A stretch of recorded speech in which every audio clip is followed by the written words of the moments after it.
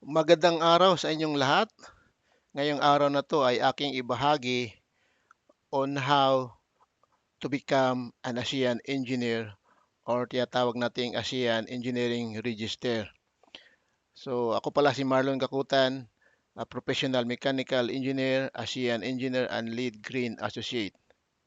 So kung hindi pa kayo nakasubscribe sa channel ko, paki-click na lang po ang subscribe para updated kayo sa lahat ng mga videos na i-upload ko. So, let's start.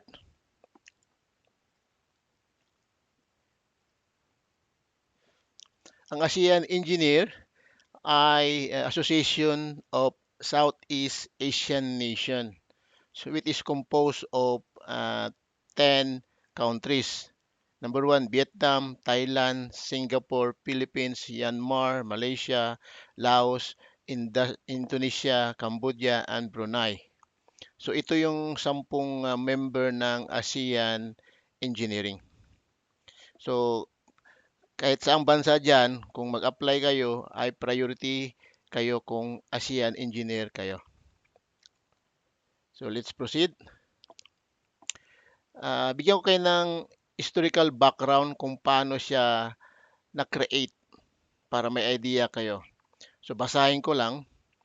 The idea to set up the ASEAN Engineering Register was first mooted at the 14th APEO Governing Board meeting. Ang APEO po ay ASEAN Federation Engineering Organization, held in Air Cairo, Melaka, Malaysia on November 25, 1996.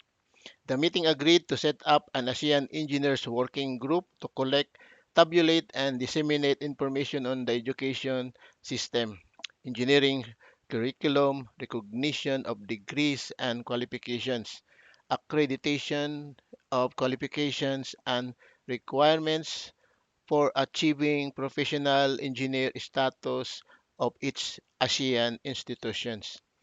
Philippine Technological Council (PTC) was nominated and appointed the permanent chairmanship to prepare the findings and to standardize the level of engineering competency required for attainment of professional engineer status with relation to the regulation of each of the ASEAN countries.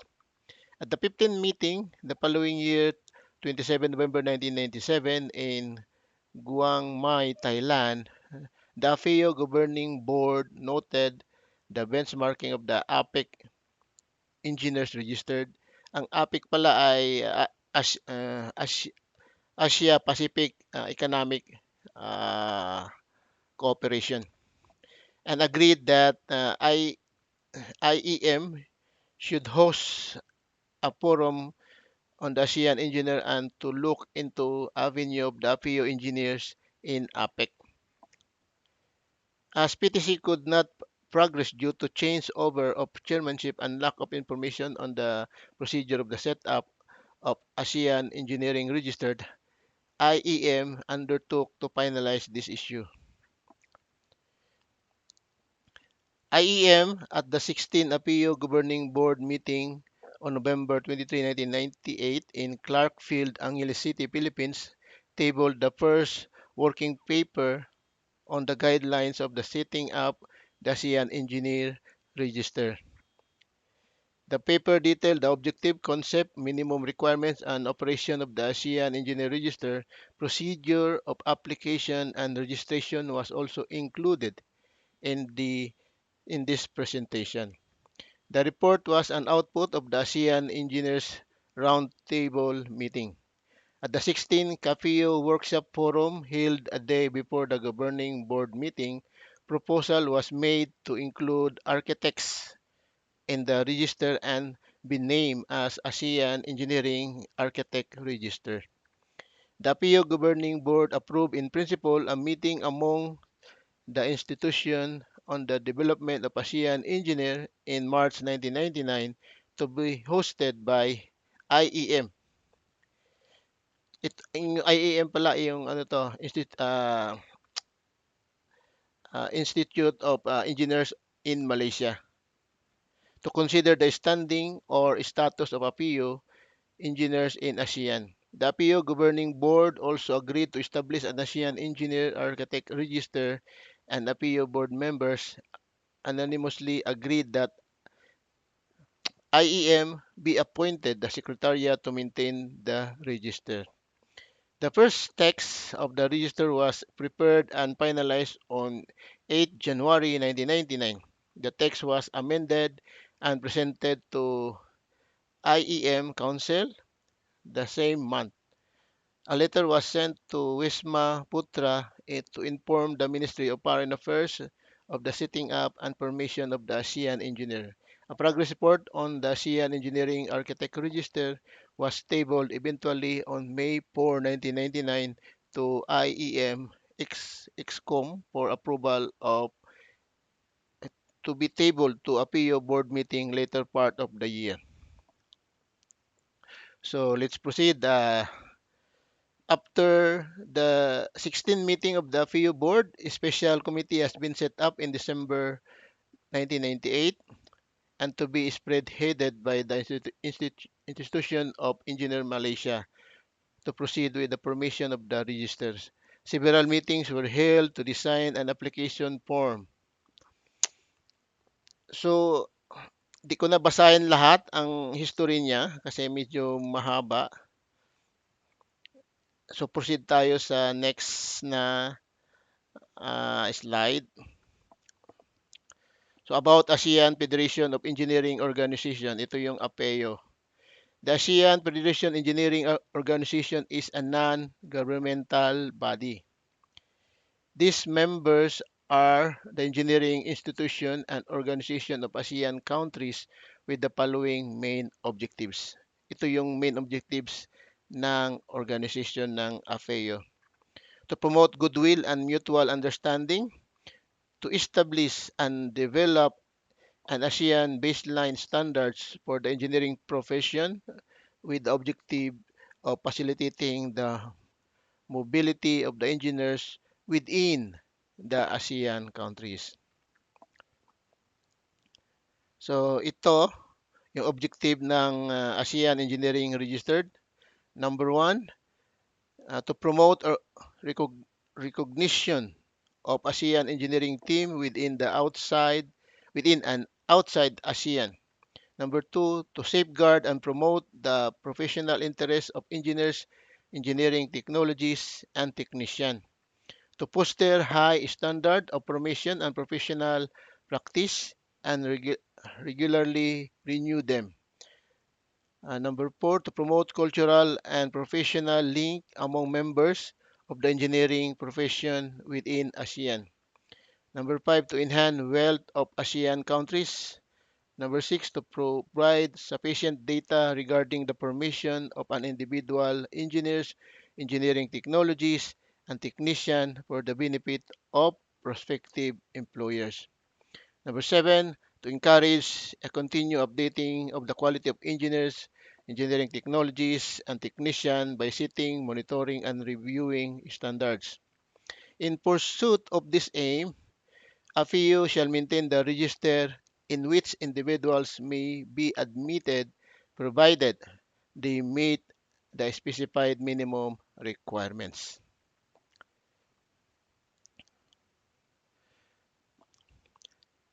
So dito ay yung requirements ng ASEAN engineer sa bawat chapter. So number one, you must be a good standing, has a valid PRC license and is not under suspension from the practice of mechanical engineering by the Professional Regulation Commission, up to date in the payment of all the fees and dues. So number two, actively participating in the chapter activities for the past 6 months. Number three, prerogative to applicants for the ASEAN APEC Engineering Registry.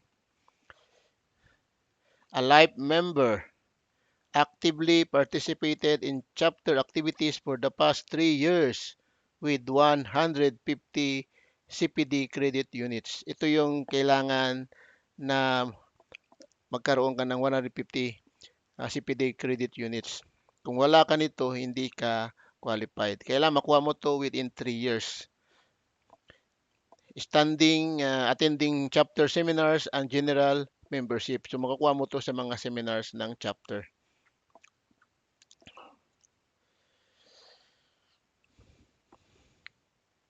So dito ay additional information sa registration ng ASEAN Engineer. Number one, the applicant should have attended and completed an accredited or recognized engineering program by the appropriate authority in the country. Number two, been assessed and eligible for independent practice. The assessment may be undertaken by the monitoring committee, by a competent professional association, and or by an authority with responsibility for registration or licensing of professional engineer. Number three, gain a minimum of 7 years of professional experience after registration. The work in question should be clearly relevant to the field of engineering in which applicant claim experience. Should have participated in the range of rule and activities appropriate to these fields of engineering. So, note 2, uh, ito yung significant na 2 years, guys. Spent at least 2 years in responsible charge of significant engineering work. The work should have required the exercise of independent engineering judgment. The project concerned should have been substantial in duration, cost, and complexity of the applicant should be personally accountable for the success or failure of the project. In general, an applicant may be taken to have been in responsible charge of significant engineering works when they have the plans designed, coordinated, and executed a small project or undertaking part of the larger project based on an understanding of the whole project, or undertaking novel, complex, and or multidisciplinary works. So number two, maintain their continuing professional development at a satisfactory level. Number three, bound by the established code of professional conduct or ethics. And number four, held individually accountable for their actions as a professional engineer. So dito guys, ito yung content ng application sa ASEAN Engineer. So mayroon tayong dito sa left side, mayroon tayong Form 1, Form 2, 3, 4, 5, 6 hanggang 7. Mayroon ding appendix guys. So in Form 1, meron siyang number 1, meron siyang applicant letter of intent addressed to the President of PTC. Number 2, professional organization endorsement letter from APO signed by National President. Bibigyan ko kayo ng sample yung ginawa ko nito. Nag-apply ako noong 2017 para may guide kayo. So number 3, certificate of good standing from accredited national APO. Number 4, certificate of registration. Number 5, valid professional identification card. Number 6, copy of diploma. And number 7 is your CV or curriculum vitae. In Form 2, ito yung personal details nyo. Sa Form 3, ito yung 7 years professional experience nyo na sinasabi ko doon. Number 4, ito yung 2 years professional experience nyo, yung significant. And number 5, yung continuing professional development. Number 6, yung PTC Code of Ethics. Ang Form 7 is applicant declaration notarized.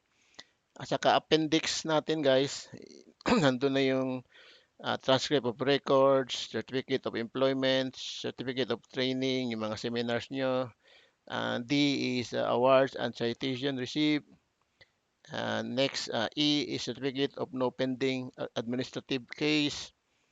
And F is passport nyo and working visas in Saudi Arabia kung nandito kayo sa Saudi, kung saan man kayong lugar. And G, Saudi Arabia resident permit, yung tinatawag nating IQAMA. So, ipakita ko sa inyo ngayon yung application ko nung nag-apply ako nung 2017. So, ito yung application ko, table of contents dito. Lahat ng form na sinasabi ko kanina, na form 1 hanggang 7 at saka appendix, nandito lahat. May mga page dito sa kaliwa kung saan mo makikita. So, kapangalan mo dito, yun. Nag-apply ako ng May 2017. So, ito yung form 1 na sinasabi dito, form 1. So, yan, i-highlight nyo ng lahat at pilapan nyo lahat ng mga nakalagay dyan. Ito yung applicant letter of intent addressed to the President of PTC. Ito yung intent letter na naka-address sa President ng PTC. Ito yung form niya. At ito yung number 2, ito yung professional organization endorsement letter signed by the National President. Ito yung letter na ng PSME nun na sign ng National President na, address ng President ng PTC. So number 3, certificate of good standing. Ito yung certificate ng good standing. Kailangan humingi kayo sa chapter nyo. Then next is the certificate of registration. Ito yung diploma mo na bilang patunay na ikaw ay mechanical engineer. And next is valid professional identification card. Ito yung lisensya mo na dapat ay updated at valid. At may perma sa likod, guys. At ito yung copy of diploma na naka-red ribbon pa sa DFA.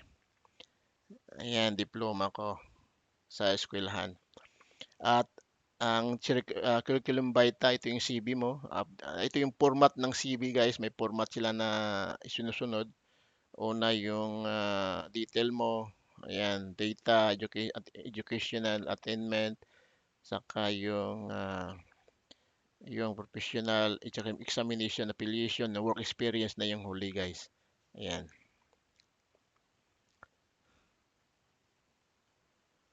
Saka yung personal details, yung number form 2 na, personal details, ito yung pilapan nyo lang yung form na yan at lahat ng mga information ay pilapan nyo. Ayan. At ang number 3, ito yung 7 years professional experience na kailangan pilapan nyo. Ayan, guys. Ito yung format niya. Pilapan nyo lang na 7 years total na experience nyo, ilagay nyo dyan. Yan.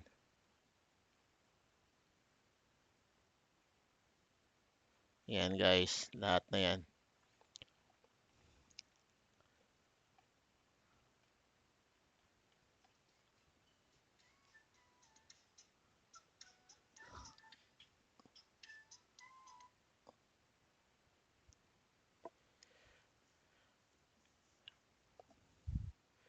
Ayan. Significant work.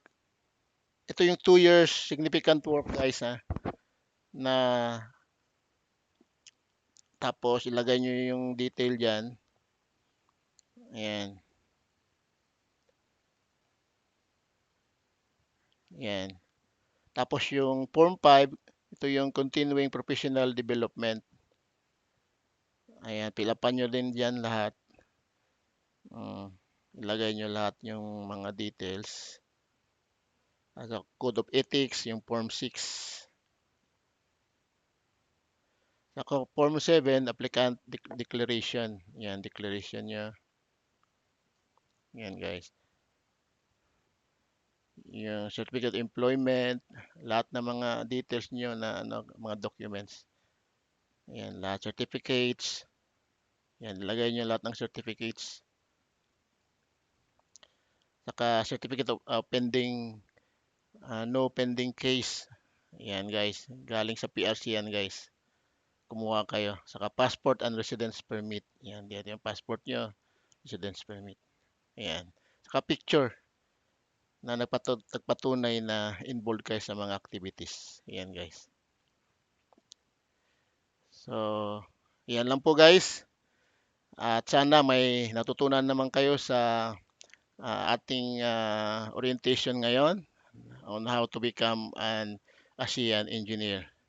So kung may further na tanong kayo, ilagay nyo lang sa comment section at aking i-address yan. So, meron tayong pa-bonus guys kung mag-select ako ng kung sinong mauna na mag-comments. Siguro first 10 na mag-comments, magbigay ako ng pa-GCash kung magsiselect na lang ako guys. So, salamat sa inyo at see you next vlog guys. Salamat. Bye-bye.